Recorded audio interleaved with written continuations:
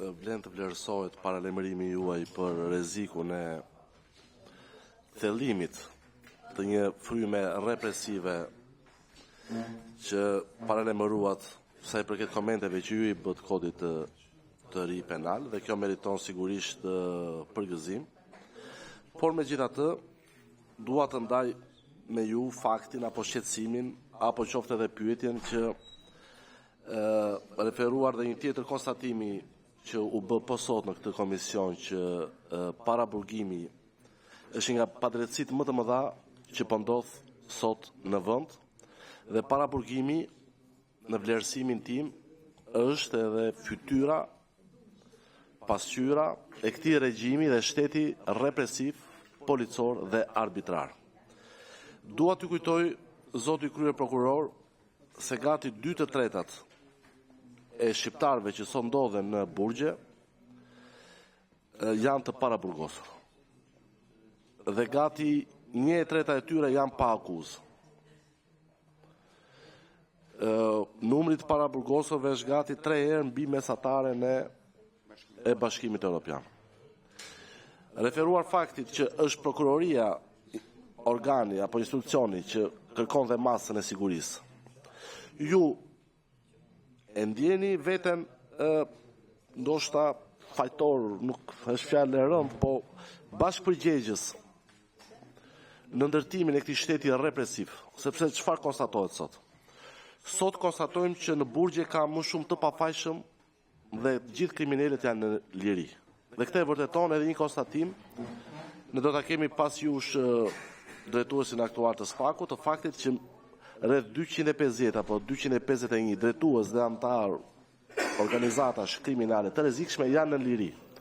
Dhe ndërkohë burgjet janë mbushur me të rinj që për një cigare ashash dhe me kërkesë të prokurorit detyrojnë të bëjnë 4 deri 5 vite burg. Kemi raste ku për një kotec pa leje prokuroria kërkon burg. Kemi rast vetëm pak ditë më parë në mos gaboj në Korçë, vetëm për prerje pa leje të pyjeve janë futur 2 persona në burg, dhe paruar faktin që është kjo prokurori që për rastet e lidhjes paligjshme të energjisë elektrike ka futur njerëz në burg, të cilët kanë humbur jetën në burg për shkak se janë burgosur apo ju është hequr liria për një detyrim prej 35.000 lekë të vjetra. Dhe paruar faktin që nëse prokuroria kërkon 4 deri 5 vite burg për të rinj që konsumojnë një cigare asazh, dhe ndërkohë për ata që futin kamionet me ashash dhe me drogë në Shqipëri ende janë të lirë, kjo nuk më duket normale. Ndaj referuar shqetësimit që ju ngritet me shumë të drejtë për rrezikun që kodi i ri penal do të sjellë sa i përket ashpërsimit të këtij shteti represiv. Ju si e shikoni rolin që ka luajtur prokuroria deri më tani në raport me gjitha qytetarët të cilët për një lidhje të paligjshme të energjisë elektrike, për një kotec pa leje, për një dritare pa leje janë burgosur dhe kanë humbur jetën në burgje. Dhe kemi rastin e kryefamiljarëve apo një rast tjetër që më kujtohet të një prindi 60 vjeç i cili është futur 4 herë brenda 2 viteve në burg se nuk kishte mundësi të paguante energjinë elektrike. Ju ndjeni dhe një përgjegjësi që ndoshta dhe se në fakt ju jeni referuar kodit, por që me këto kërkesë masash dhe me këtë mbi popullim burgjesh, sepse dua ta theksoj institucionin që kërkon masën e sigurisë në gjykat jeni ju, pra është prokuroria.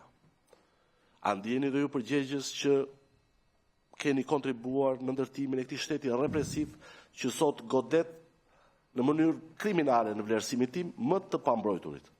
Sot besoj edhe në rastin e thethit apo jo, për një bujtim pa leje që të cilat gjithashtu janë nxitur nga kjo qeveri dhe këto janë komente politike. Zoti Blushi, sigurisht, po dua të flas, zoti kryetar. Ne jemi në një komision që duhet të flasim